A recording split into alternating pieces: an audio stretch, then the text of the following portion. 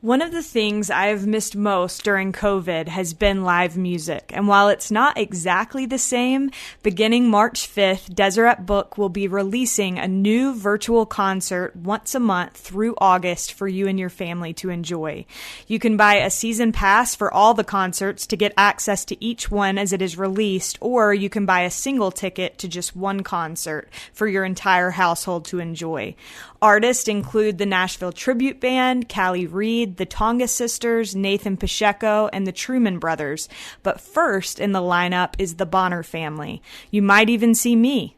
Okay, you will see me. I had the chance to join the Bonners for an on-stage interview, and believe me when I say this family is even more impressive live than they are on a recording. So be sure to go to DeseretBookPresents.com to get all the information you need to watch the concerts. Again, that's DeseretBookPresents.com. You're in for a treat.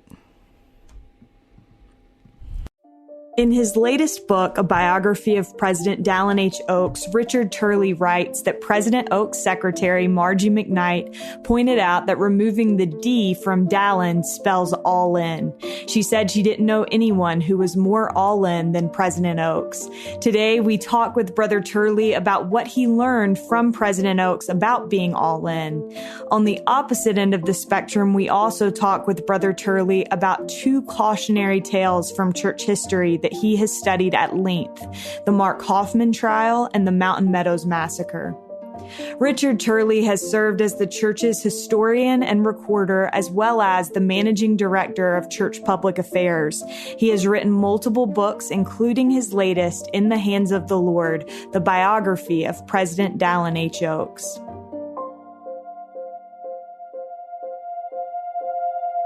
This is All In, an LDS Living podcast where we ask the question, what does it really mean to be all in the gospel of Jesus Christ? I'm Morgan Jones, and I am so honored to have Richard Turley on the line with me today. Brother Turley, welcome.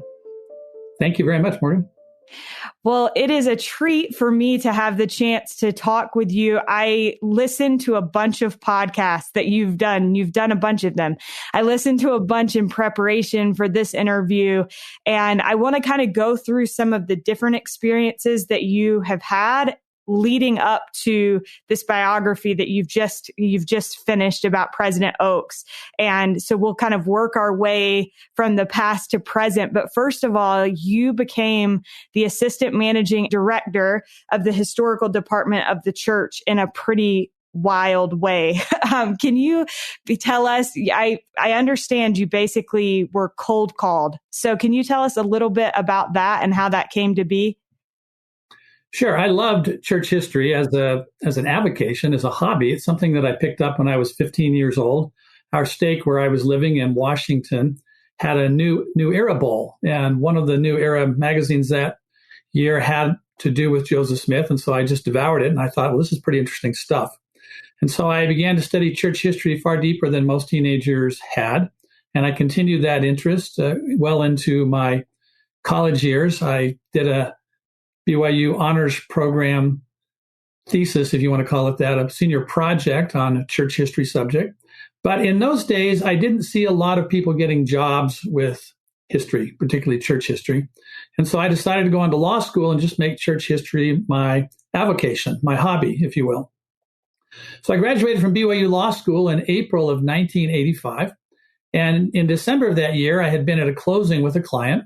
I came back to my office. I was walking down the hall towards my office, and there were three women in conversation, and one of them was my secretary. And as I walked past her, she leaned over and said, "Dallin Oaks called."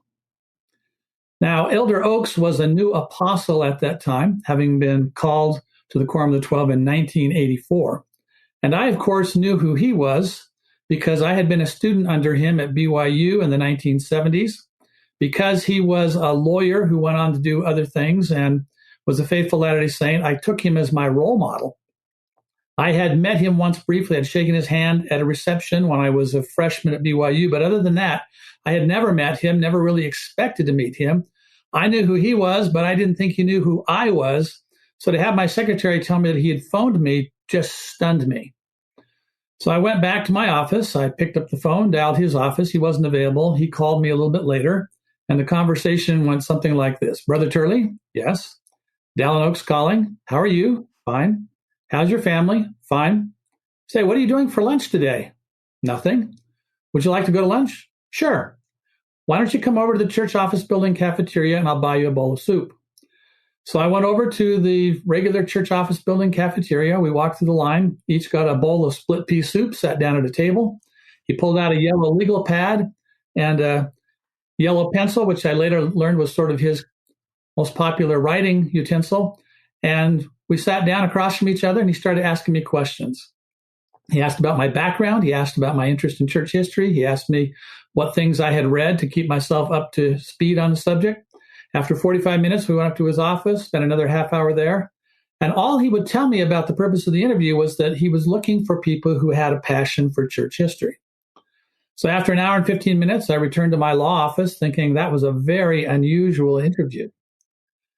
New Year's came in the middle of the week. I came back on Friday, the first Friday in January 1986. The phone rang again. Brother Turley? Yes. Dallin Oaks calling. How are you? Fine. How's your family? Say, I really enjoyed our lunch the other day. In fact, I enjoyed it so much I was talking to Elder Packer. Can you come and talk with Elder Packer? So I walked over to the church administration building and spent 45 minutes with Elder Packer in the same kind of interview in which he asked me a lot of questions but didn't tell me much about the purpose of the interview. Finally, as I stood up to leave, not knowing his subtle deadpan sense of humor, he said to me, if you never hear from us again, don't worry about it. And I took him seriously. I assumed that I would never hear from them again. When I walked back to my law office, I thought, what a privilege for a young man in his late 20s to meet with two apostles, but I'll never know why it happened. So I walked back to my office. The next thing I knew, I had another phone call. And this time it was Elder Dean L. Larson, who was the senior president of the 70 and the church historian and recorder. And he invited me to his office where I went in the afternoon. And long story short, he surprised me by asking if I would direct the church history department. In those days, the director of the church history department was called the assistant managing director. They later dropped the assistant term and just called the managing director. So at age 29, I was offered the keys and combinations and told I would be in charge. You can imagine for someone who was interested in church history, that was a remarkable offer. Absolutely. Well, it's such a neat story. And I think it's inspiring because it seems like you had that interest from when you were a teenager and that it was able to come to fruition and that the Lord was able to use you in that way, I think is super, super cool. Brother Turley, you came into the department when the church was already heavily involved in the investigation of Mark Hofmann. And I read that your legal training helped the department through that period of the church's history. And ultimately, you ended up writing a book about the Mark Hofmann case. I hear that the Mark Hofmann case is going to be the subject of a Netflix documentary, and I think it will come out around the same time that this episode comes out. And so I feel like I would be remiss if I didn't ask you, considering the fact that you worked for the church at the time and wrote the book on the case about this. When I feel like listeners may be caught off guard when they hear about Mark Hofmann, if they're not familiar with that story and that period of church history, and that there may be some misperceptions surrounding that. And so, first of all, can you provide just a little background, a little synopsis for listeners that may not be familiar with what happened with that? And then maybe we can talk a little bit about misperceptions surrounding the Mark Hofmann case. Sure. Because the events of the Mark Hofmann case, the major events occurred between roughly 35 and 40 years ago. Those who are under the age of 35 to 40 may not have heard of them. But essentially, the high points are this, or the low points. There was a returned missionary named Mark Hofmann who had lost his faith, and he decided that he wanted to create forgeries and sell them. He had three reasons for creating these forgeries. One, he wanted to change the history of the church by forging documents that would create a different history from the one that we typically learn. Number two, throughout his life, he had learned to hate authority of any kind.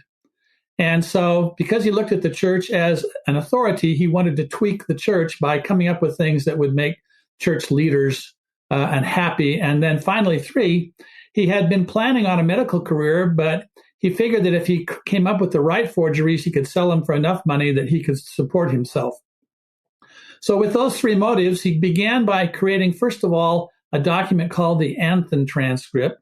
We know that Martin Harris took some characters from the Book of Mormon to a well-known scholar named Charles Anthon, and we have a description from Anthon of what those characters looked like. Well, Hofmann basically created a document that matched the description from Charles Anthon.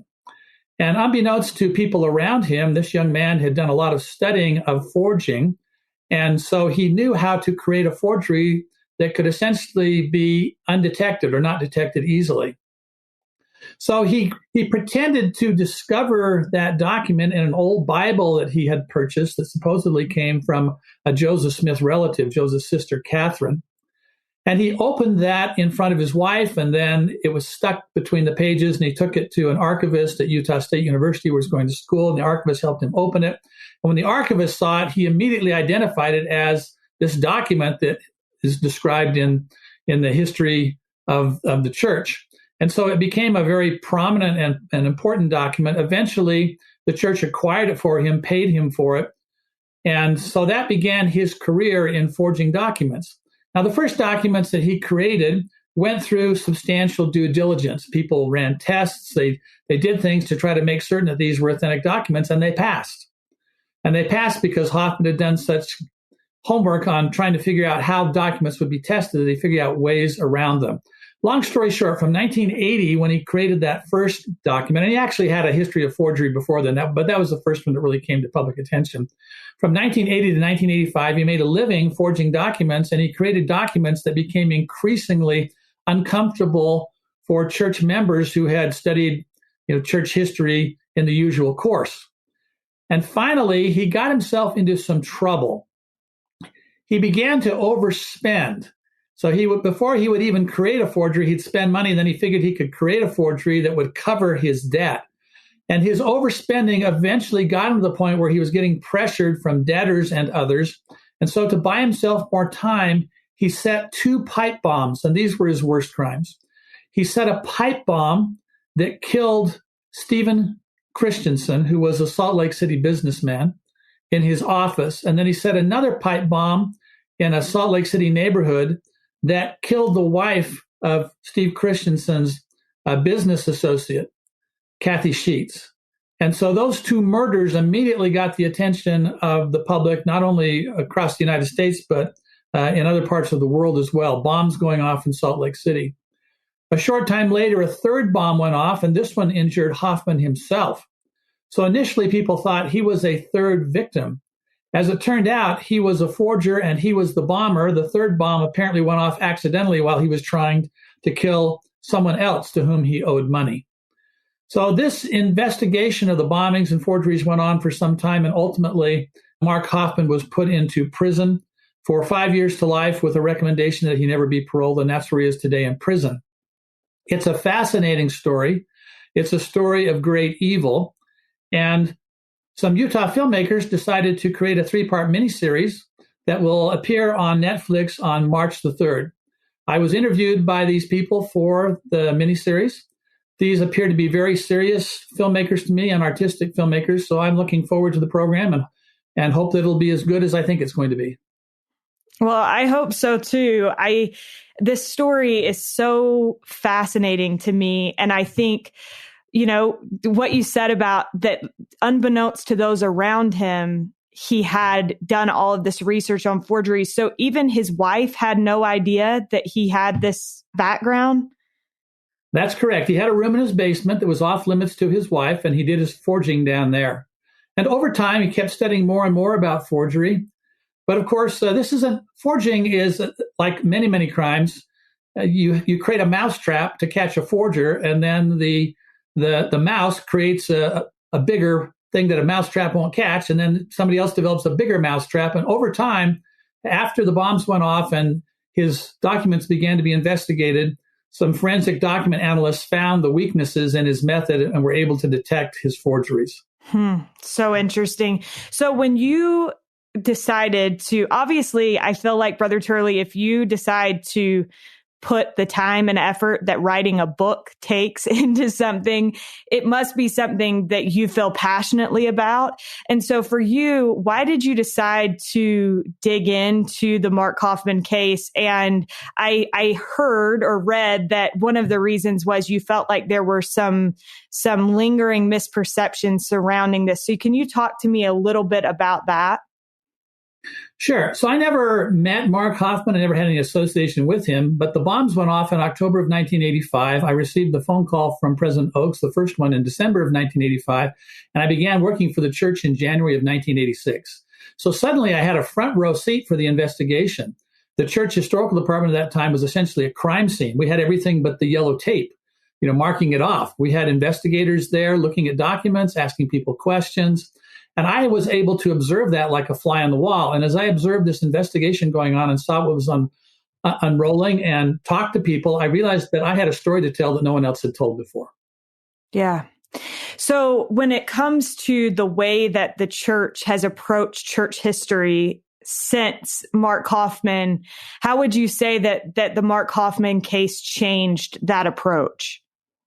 I think it created in church history people a healthy sense of skepticism, particularly for new and remarkable finds. When something comes out that appears to be extraordinarily remarkable, I think that's the time when you may resist temptation to either accept or reject something and instead look carefully at it to answer first the question, is it authentic? I imagine, Brother Turley, that a lot of people will watch the documentary that's going to be on Netflix, and not just members of the church. People that are not members of our faith will watch it, and then they likely will ask questions of their Latter-day Saint friends and neighbors.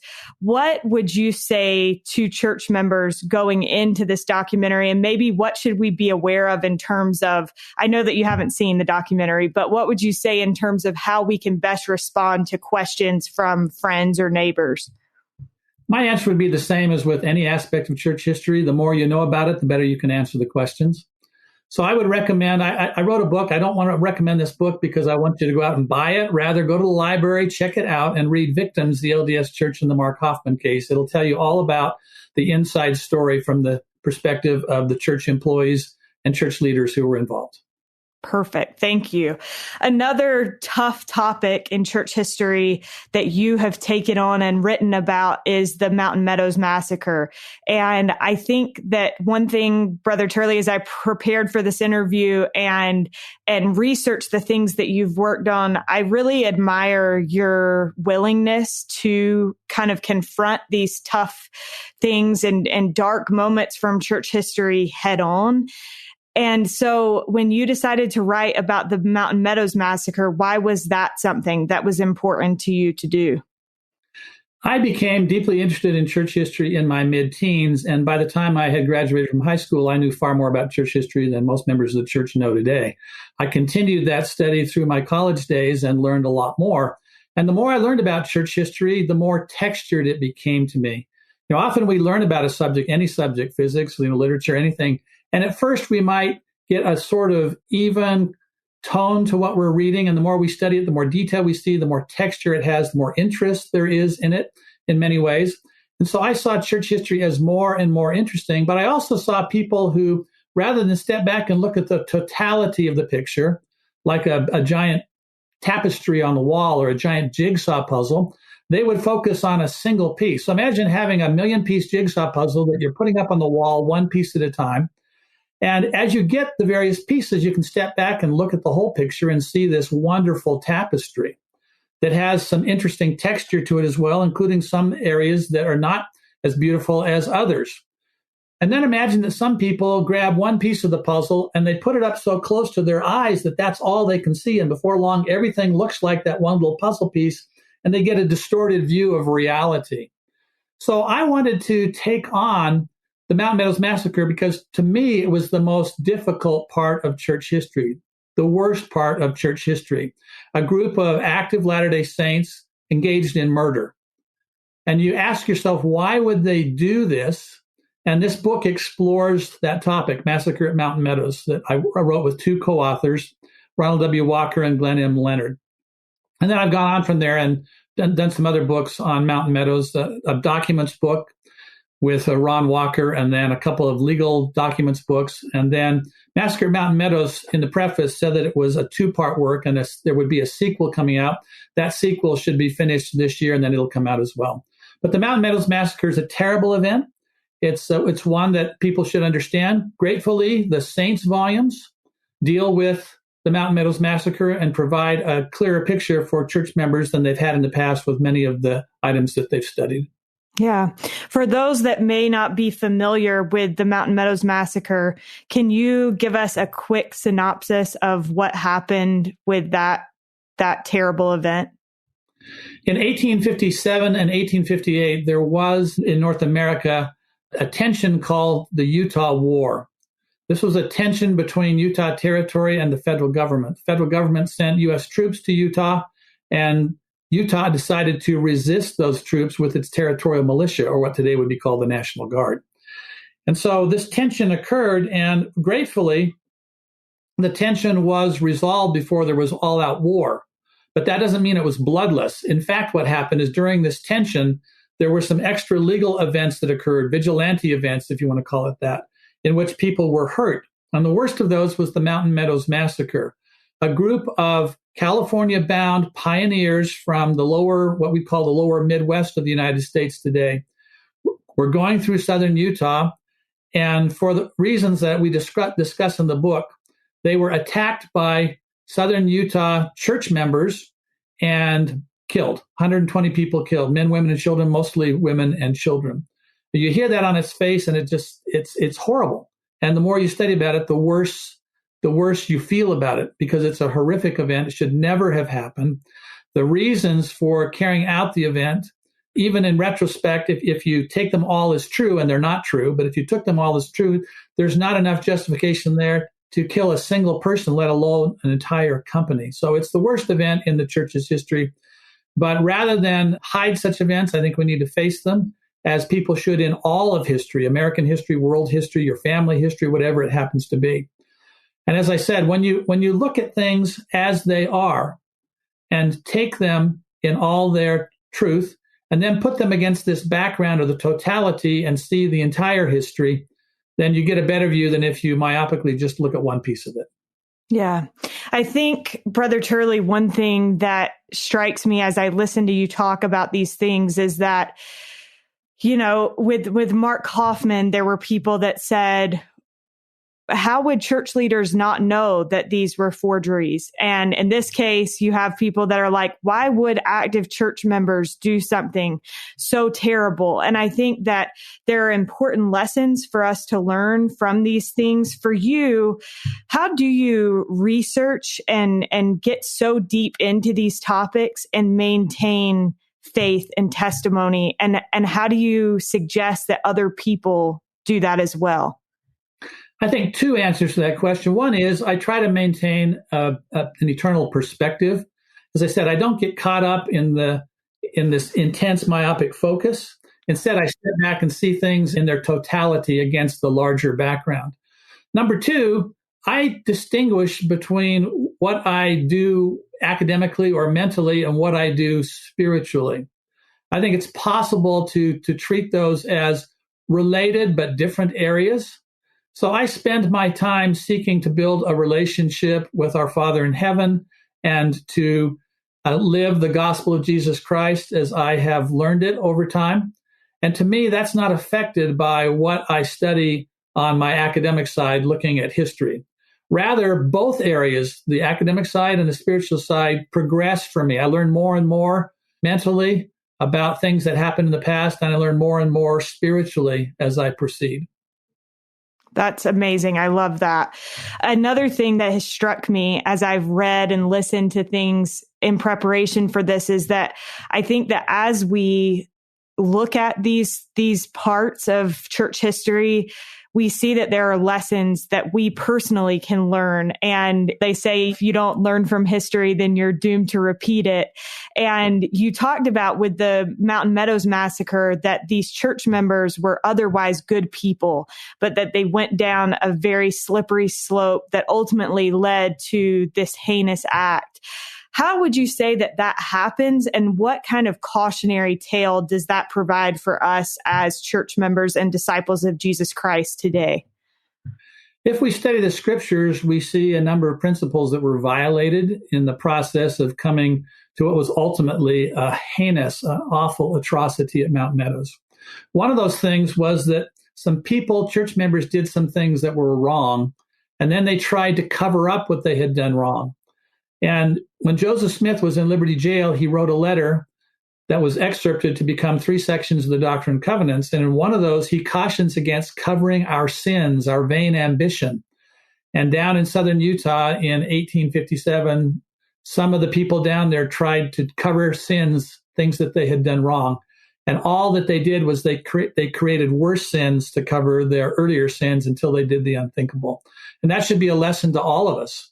We should acknowledge our sins and our weaknesses and seek to correct them and seek to make amends for them, not try to cover them when they become worse and worse. A second lesson that we can learn is the importance of counsels. We're taught that there is safety in counsels. And in fact, when councils got together and made good council decisions, in general, the decisions were right. When individuals in those councils later privately tried to go around the decision of the councils, the decisions that they came to were wrong. So the Mountain Meadows Massacre ought to be a lesson to us to listen to collective wisdom and not just our own. Absolutely.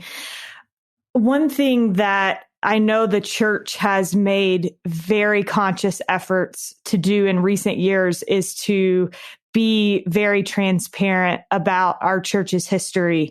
And so whether it be the Gospel Topics essays or the Joseph Smith papers and other efforts that have been made, the church has tried to kind of make being more guarded about that past a thing of the past and to be more transparent.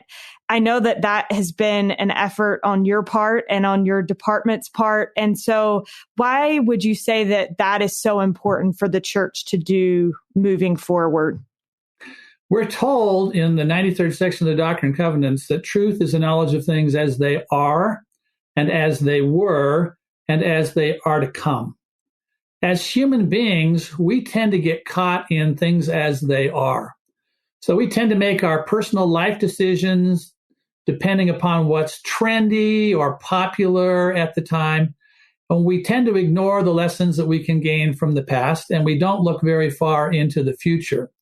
I think that studying the history of the church in its totality, focusing on the good and the bad, and it's largely good.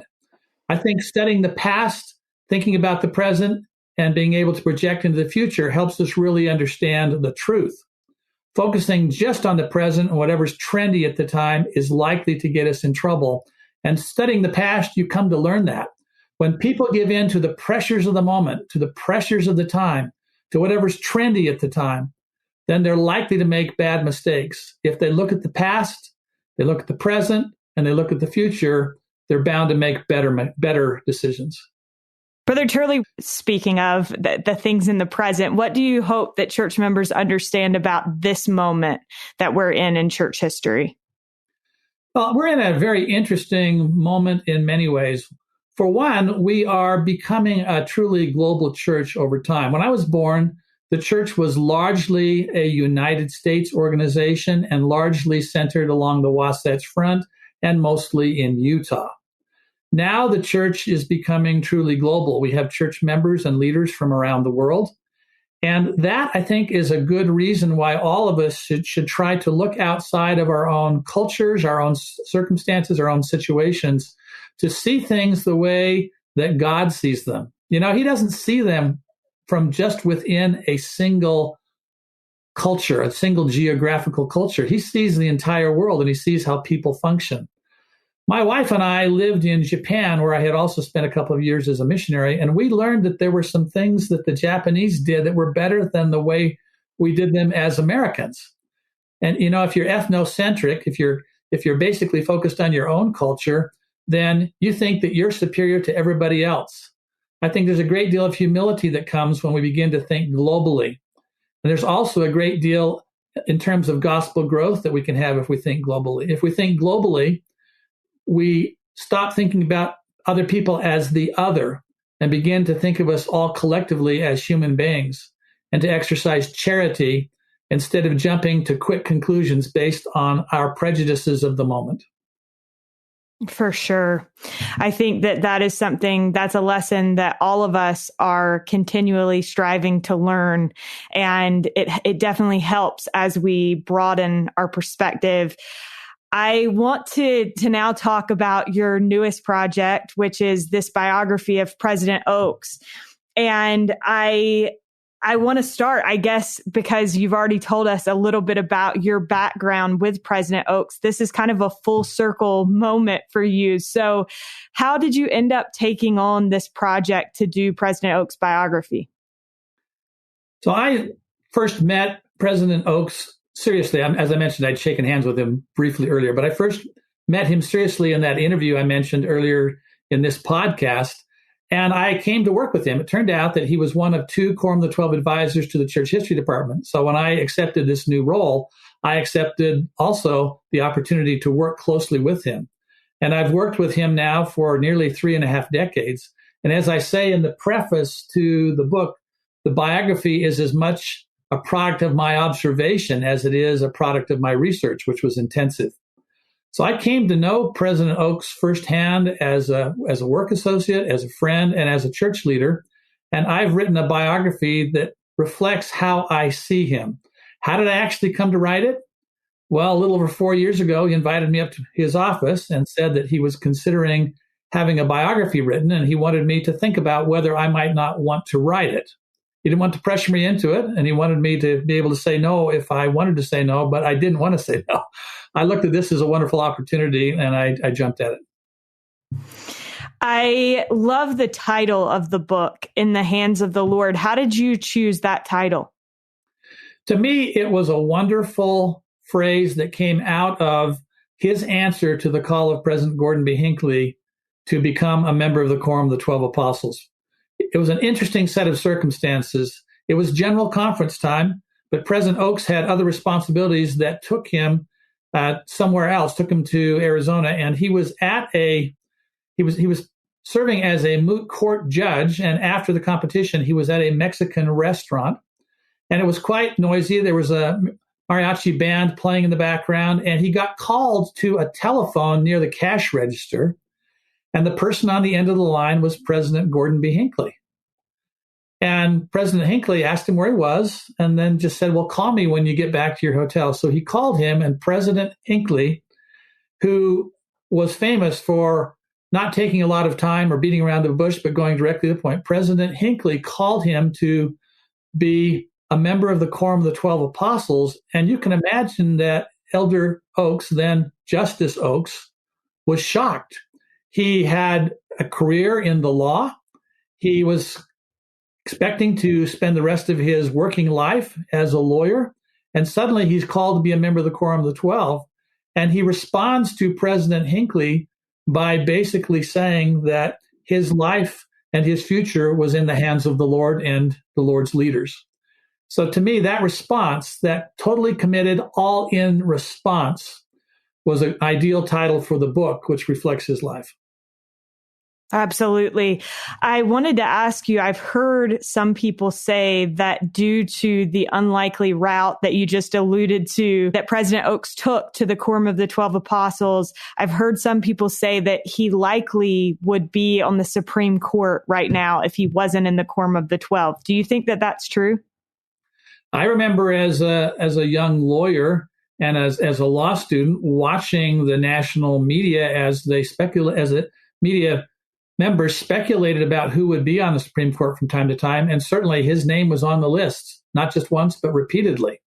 So I think there's a substantial possibility that had he not decided to make the decisions he did that led him to become a member of the Quorum of the 12, he might be on the Supreme Court. As a matter of fact, as you'll see in the book, he had a colleague to whom he gave an opportunity that could have been his to serve on an appeals court, and that colleague later went on to become a member of the Supreme Court. Oh, wow. That's amazing. Brother Turley, when you initially start a project like this and you are trying to document someone's entire life up to this point, what is your initial approach? Where do you even start? Well, first of all, I try to begin with what I know and make an outline. And then I read voraciously. I'm a very, very active reader, and I read as much as I can. I have to prioritize. Of course, sometimes when you're dealing with a subject, there's so much information, you have to do a little bit of triage, decide what's most important, and go to that first and prioritize. So that's what I do. I prioritize, and then as I read, I continue to outline. And I basically create my outline before I start my actual writing, because if I don't do that, I end up overwriting. So as a book writer, you can end up writing twice as much or 3 times as much as can be published. Then you have to sort of chop it down. And so I didn't want to do that in the case of President Oaks. So I gave myself a certain number of words or pages for each chapter that I had outlined. And then I just systematically, week by week, wrote the chapters.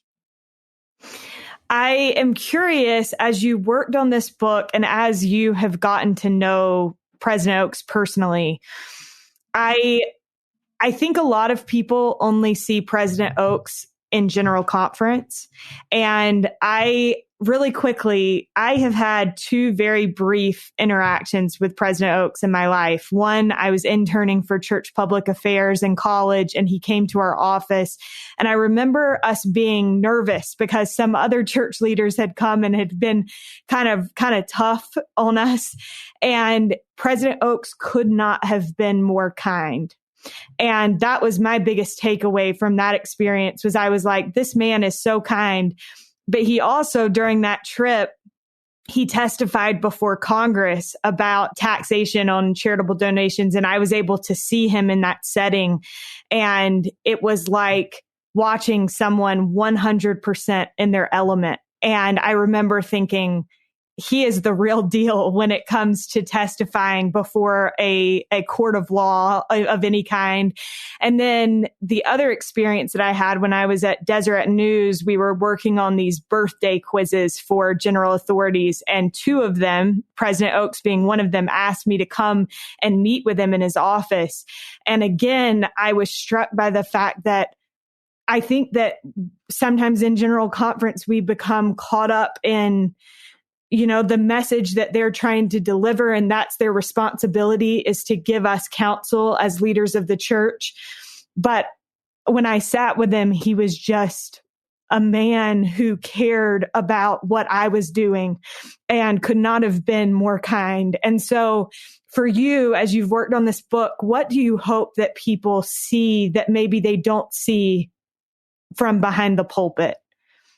He's a very balanced human being. You mentioned seeing him in his element as a lawyer, and certainly he is an intellectual tour de force. He was the editor-in-chief of the University of Chicago Law Review as a student, graduated near the top of his class, went on to become a U.S. Supreme Court clerk, then became a big firm lawyer, then a professor at the University of Chicago Law School, one of the top law schools in the country, then was given important administrative responsibilities there, then became executive director of the American Bar Foundation, president of BYU, justice of the Utah Supreme Court. All of those things suggest someone who is an intellectual giant, and he is. We as church members also know him as a spiritual giant. The President Oaks that we see is mostly across the pulpit in general conference. And because he takes his calling so seriously, we will see him in his most serious state when he speaks at general conference, because he wants us to take seriously what he has to say.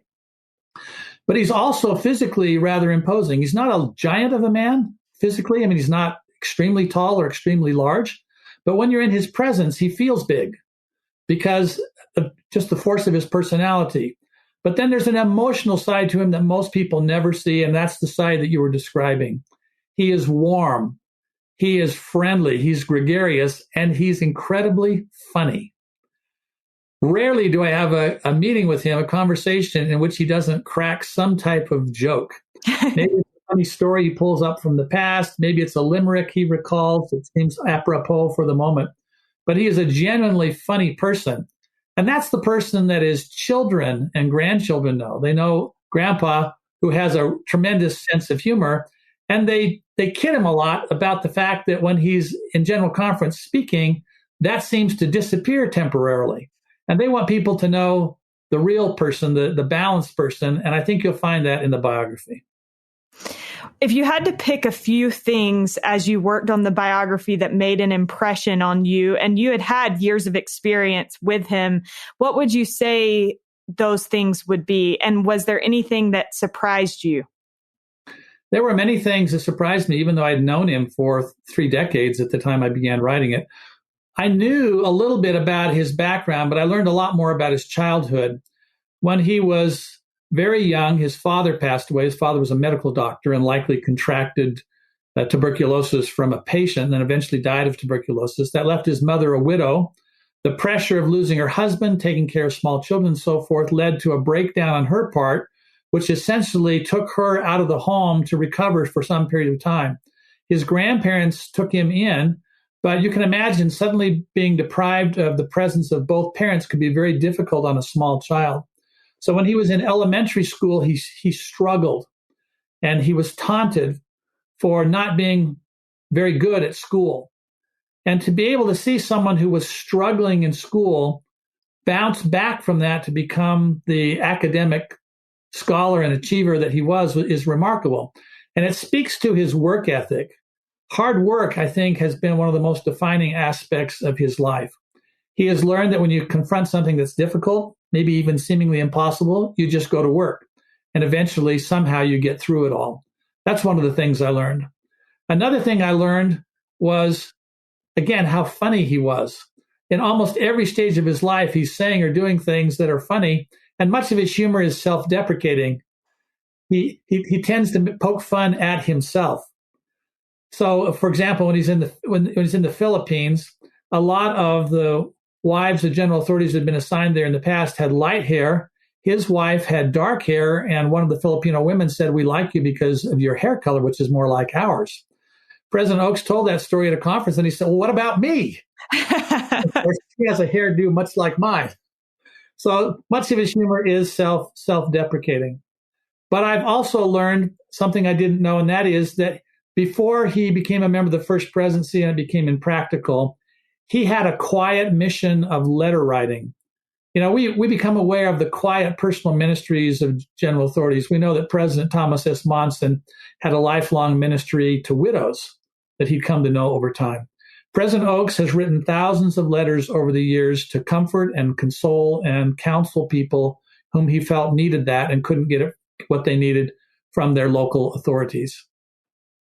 I was just visiting on Saturday with Ardith Cap, who has become a dear friend of mine. And she was showing me, she went to high school with President Oaks, and she has the entry that he put in her yearbook. And then she has a letter that they exchanged back and forth about how he said, You must have been prophetic. You wrote in my yearbook that I would be a great leader. And she said, well, then I was curious and I went and looked at what he had written in mine. And I said, you were an old man then. What teenage boy says you have a wonderful soul or a beautiful soul?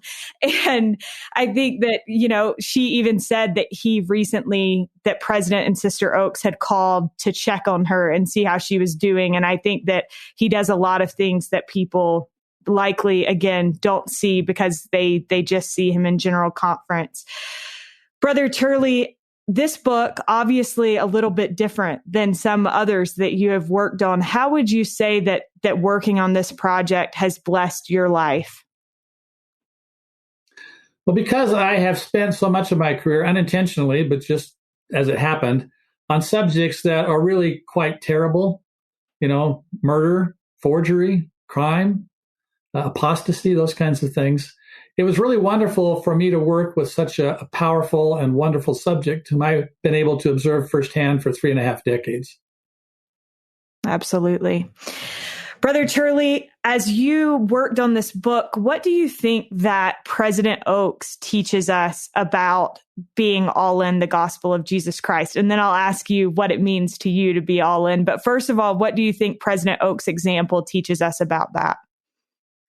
He decided to be all in very early in his life. all of us go through a sort of conversion process where we grow and mature to that point of total dedication. He got there early, and then there was no question. He was uncompromising. As he raised his children, he would point to examples of people who were not all in and counsel his children about the things they were doing wrong and say to them, I hope that you don't follow that bad example, but instead go the right direction. He was meticulously honest in everything that he did. He was meticulous in making sure that everything he did was above reproach, that there was no appearance of evil in any way, and that there weren't any things that he did that could be misinterpreted.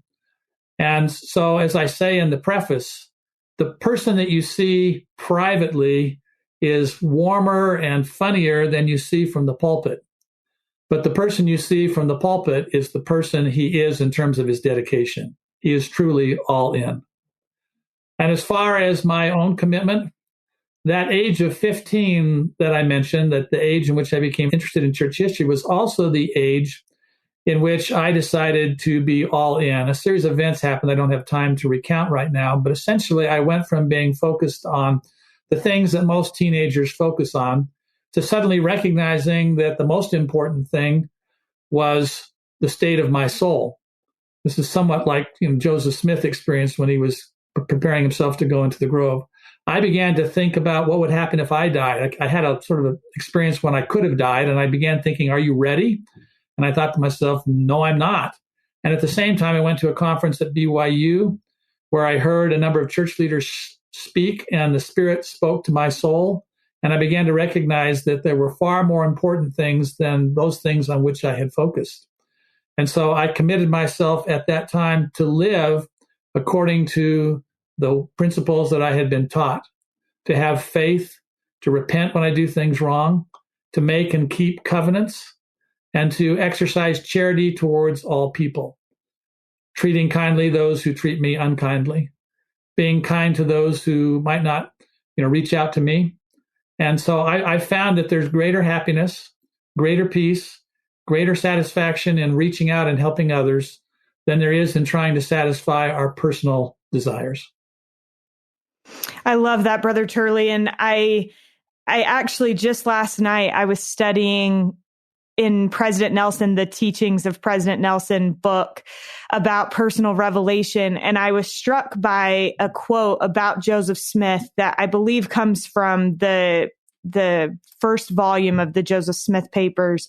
And in it, President Nelson says, this access to revelation is not limited to presidents, prophets, and apostles. All of God's children are invited to receive personal revelation. Joseph Smith became great because of revelation. Without revelation, Joseph would merely have been just Joseph. Gratefully, we too can become greater than we otherwise would be by receiving and responding to personal revelation. And I've been thinking about how, as youth, we have decisions to make about directions that we go and what we're going to focus on. And I think your example is such a great example of choosing to commit your life to the Lord at a young age and seeing the way that the Lord is able to use us when we turn our lives over to Him, and that because of Him, we can be more than we otherwise would be. And so thank you so much for that example, and also for sharing so many wonderful things about the example of President Oaks. I'm excited to read the whole biography. I've read bits and pieces, and what I've read has been amazing. So thank you so much for taking the time to talk to us today, and we'll look forward to reading the book. Thank you very much, Morgan. We are so grateful to Richard Turley for joining us on this week's episode. You can find In the Hands of the Lord on DeseretBook.com or in Deseret bookstores now. A big thank you to Derek Campbell of Mix It 6 Studios. And as always, thank you for spending your very valuable time with us.